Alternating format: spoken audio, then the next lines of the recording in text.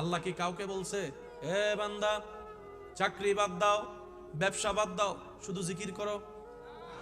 একটু বুঝেন, একটু আওয়াজ দিয়ে বলেন। আল্লাহ কি কাউকে বলছে বিয়ে কইরো না, সংসার কইরো না, স্বামীর দিকে তাকায়ও না, বউয়ের দিকে তাকায়ও না, শুধু আমাকে নিয়ে থাকো? আমি আওয়াজ শুনি নাই ভাইয়া।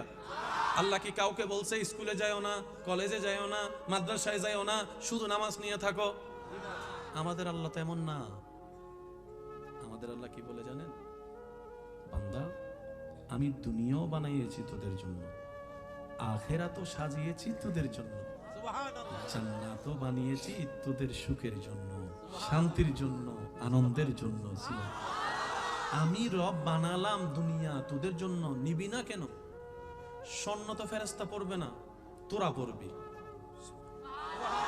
আপেল গাছের আপেলটা আমি ফেরেশতার জন্য সৃষ্টি করি নাই, তোরা খাবি বলে সৃষ্টি করেছি।